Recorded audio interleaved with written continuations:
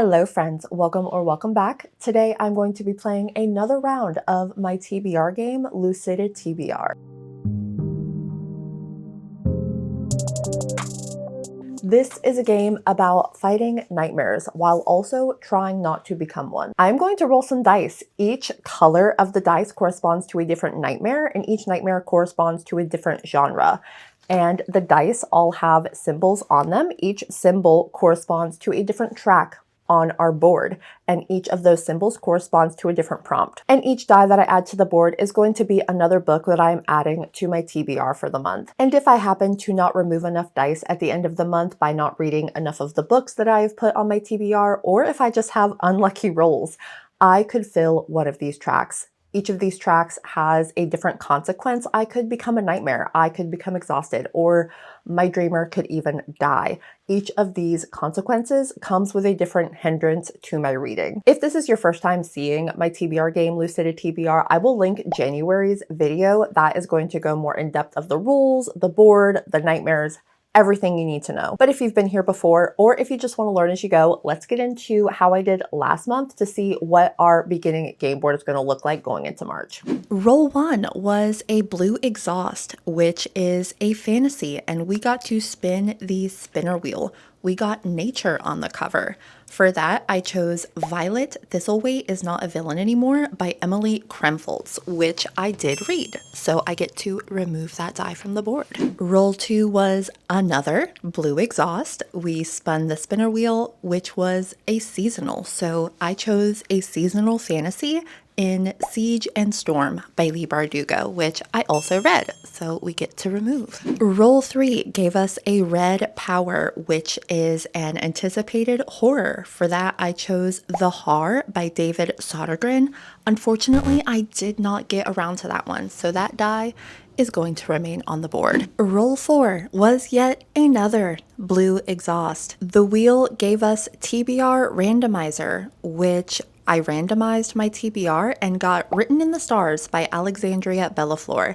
I did read that, so we get to remove this die. That also filled the entire track, so I had to give myself a consequence. I spun the Nightmare Wheel, and that landed on a classic. I chose Pride and Prejudice. For that, I have started, so I will not be adding a die to the board for that book. Roll 5 was a green power, which was an anticipated romance. For this, I chose Heartless Hunter by Kristen Ciccarelli, which I did finish as well. And last but not least, we had a green shadow for roll 6. That is a backlist romance. For this, I chose Sea of Ruin by Pam Godwin, and I read that as well. Well, since I didn't get around to the Har, that book is going to roll over onto this month's TBR, and the die is going to remain where it is. Not a bad start, but could have been better.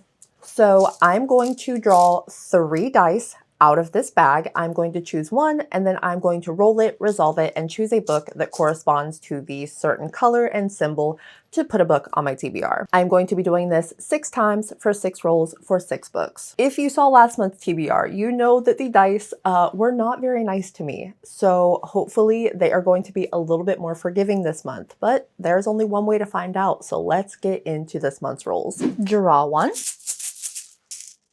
Let's see if the dice are going to be nicer to me this month. We are going to start with 2 greens and a blue.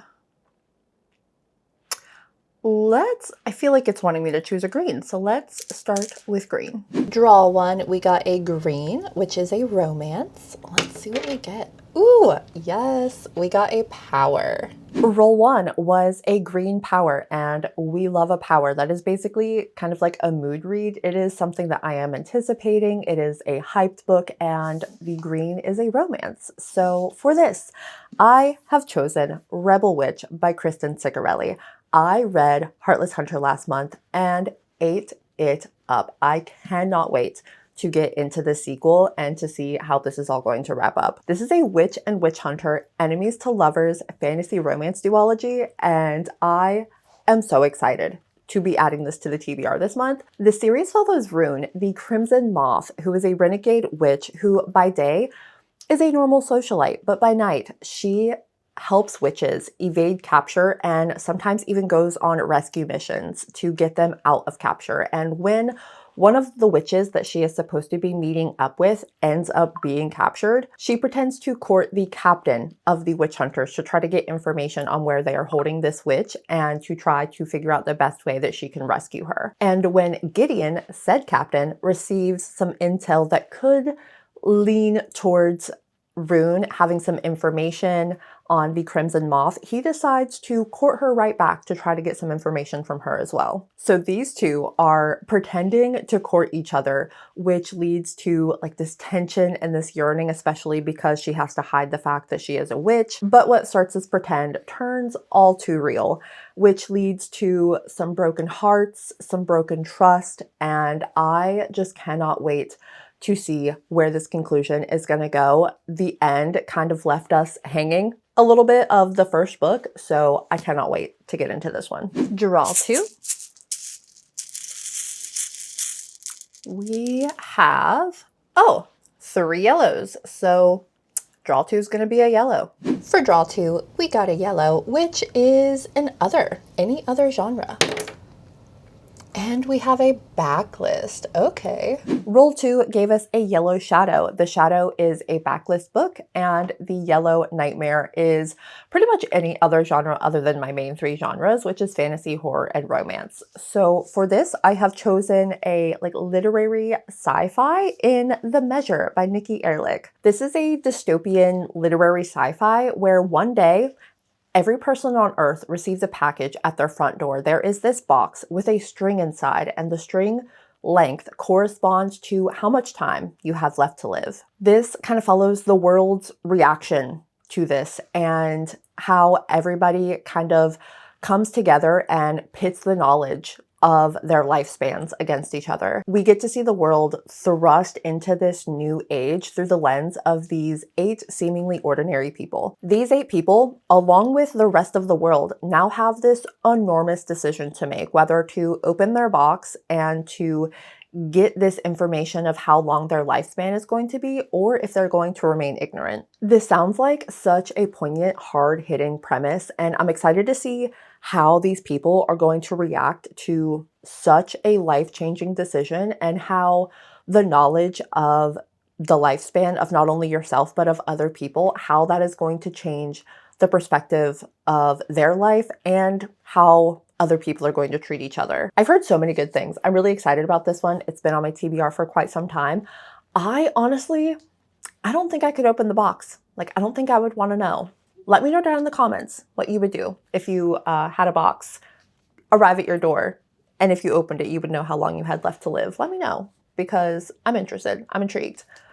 I don't think I could do it, but I am very excited to finally be getting this on a TBR. Draw 3. We have, oh my gosh, 3 yellows again. Okay, another yellow it is. Draw 3 was another yellow, which is another other. Let's see what we get with this one. Ooh, another backlist. Okay. Roll 3 was another yellow shadow. So we have another miscellaneous genre backlist. For this, I have chosen The 5th Season by N.K. Jemisin, another sci-fi. This is the first in a sci-fi dystopian trilogy about the world ending. Again, on a single day, not only does an empire crumble, leading to countless murders, and a rift opens and spews smoke blocking out the sky, but this woman comes home to find that her husband has murdered their son and has kidnapped their daughter. She now has to trek through this darkened wasteland filled with desperate and savage people and war zones, just trying to survive this fallout, all to try to find her daughter and to save her. I also believe there's some kind of earth magic in this. I'm not quite sure, but I am very intrigued. I've heard so many good things about N.K. Jemisin's writing over the years, and I'm really excited to try something of hers out to see if it's going to be for me, to see if it's something that I'm going to enjoy. I love a good sci-fi series, so very excited to be adding this to the TBR. Draw 4. Let's see if we can get anything other than yellows. We have a green, a yellow, and a blue. Let's go with a blue this time. Draw 4, we got a blue, which is a fantasy. Ooh, and that is a power.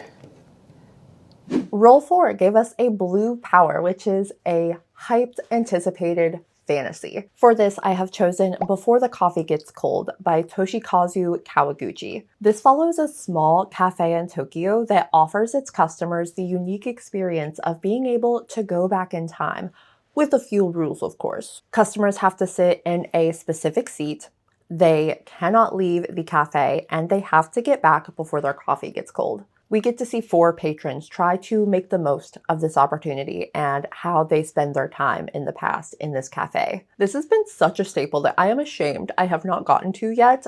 It is this quaint, heartfelt story that I have heard nothing but amazing things about, and I am so excited to finally be adding it to the TBR.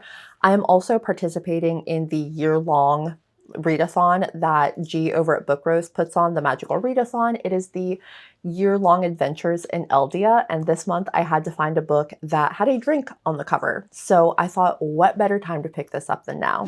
Draw 5. Let's see. We have a red, a green, and a blue. We haven't had a red yet, so let's get a red. Draw 5 was a red, which is a horror. Okay, we got a backlist horror. Roll 5 gave us a red shadow, which is a horror backlist. For this, I have chosen Below by Laurel Hightower. This is a horror novella set in the backroads of West Virginia during a late-night snowstorm, and this woman has to decide how far she's willing to go to help a stranger. A nice man, a sweet truck driver, stops and helps this woman during this snowstorm, but when this nightmarish creature with blazing red eyes comes between them, will she return the favor, or will she abandon the stranger that helped her? I adored Crossroads, which is another horror novella by this author, and when I saw that she basically had a Mothman horror novella, I knew I had to pick it up. I mean, being from West Virginia, I am a huge Mothman fangirl, so like I cannot get over how gorgeous this cover is. Like, it is screaming Mothman. I'm so excited. And it's always nice to get a little shorty patorty on the TBR. And the last draw, draw 6. We have a yellow, a red, and a blue. Let's go for another blue. And lastly, we got another fantasy. And another backlist. All right. Roll 6, our final roll, was a blue shadow, which is a fantasy backlist.